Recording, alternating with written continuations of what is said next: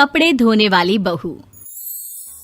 शादी के पहले से ही विभा को कपड़े धोने का बड़ा शौक था। कभी नल के नीचे तो कभी तालाब के पास। अरे मेरी नीली वाली लुंगी नहीं दिख रही है। विभा की अम्मा, कहाँ रखी है लुंगी? अरे वो तो विभा ने परसों ही धोकर रखी थी आपकी अलमारी में, देखो वहीं होगी। वो ना मैंने आज धो दी, मुझे लगा कि गंदी हो गई होगी। अरे कैसे गंदी हो गई थी? उसे तो मैंने पहना भी नहीं। हे भगवान, इस लड़की के कपड़े धोने की आदत से परेशान हो गया हूँ मैं। जितना तो घर में राशन नहीं आता, उससे कहीं ज्यादा डिटर्जेंट पाउडर का खर्चा है। इसकी शादी करवा दो, शादी जाए अपने घर में ही करे काम, फिर चाहे घर के कपड़े धोने हो या पूरे गांव के। हाँ ठीक बोल रही हो, देखता हूँ मैं कोई लड़का। वो दिन भी आ जाता है जब विभा को देखने लड़के वाले आ जाते हैं। लड़की मुझे अच्छी लगी। होने वाली सास कहती है, बेटी अगर कुछ पूछना है तो पूछ लो। वैसे तो हमारी लड़की बहुत ही शर्मीली है, जो बोल दो वो मान लेती है, इसे क्या पूछना होगा। अरे कैसी बात कर रही हो माँ, मुझे इन लोगों के घर रहना है, सवाल तो कई है। हाँ हाँ बेटा, पूछ लो ना, क्या पूछना है। आप लोगों के घर कपड़े कौन धोता है? सास का मुंह बन जाता है। देखो, अगर तुम ये कहना चाहती हो कि तुम्हें कपड़े धोने नहीं आते तो सुन लो, कपड़े मैं ही धोती हूँ, लेकिन तुम्हारे आ जाने के बाद मैं रुमाल तक नहीं धोऊंगी। अरे चुप रहना भाग्यवान, बहू बेचारी घर आई नहीं, उसे डराना शुरू कर दिया। वो क्या है ना बिटिया, अभी तक तो ये कल्लू की माँ ही धोती थी, लेकिन अब तुम्हारे पापा तो दहेज में वॉशिंग मशीन देंगे ही।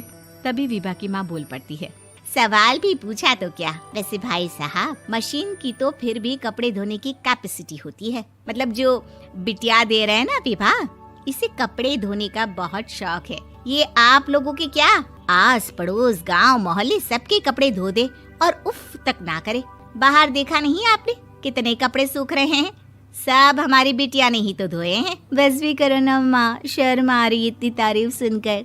और तो और एक दाग निकाल कर दिखाओ तो मान जाऊं। हाँ अच्छा, माफ करना बेटा, मैंने गलत समझा।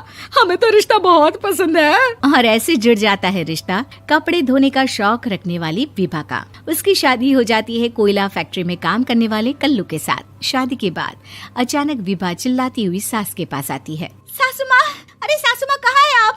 ये तो धोखा है, धोखा दिया आप लोगों ने मुझे। इसे ससुर के चक्कर के बारे में पता चल गया। अरे तो उसमें तुझे क्यों धोखा मिला है? अरे नल में पानी नहीं आता, कपड़े कैसे कब धुलेंगे? अच्छा, तू पानी नहीं आ रहा उसकी बात कर रही है। तो आपने क्या सोचा? कुछ नहीं। अच्छा, तेरी माँ ने कहा था कि कपड़े धोने का शौक है तुझे, याद आया मुझे।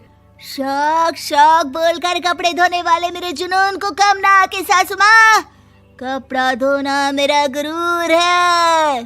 तभी पति भी वहाँ आ जाता है। अभी मैंने इसे सनी देओल की फिल्म दिखाई है, उसी के डायलॉग मार रही है माँ। अच्छा सुन, साफ बता रही हूँ, पानी सुबह 4 से 6 और शाम को 10 से 12 आता है, समझी? विभा टाइमिंग सुनकर हैरान हो जाती है। ये क्या भूतों का मोहल्ला है? सुबह 4 बजे उठकर कौन कपड़े धोता है? 4 बजे टंकी में पानी जाता है, फिर सारा दिन धोना ना, किसने मना किया?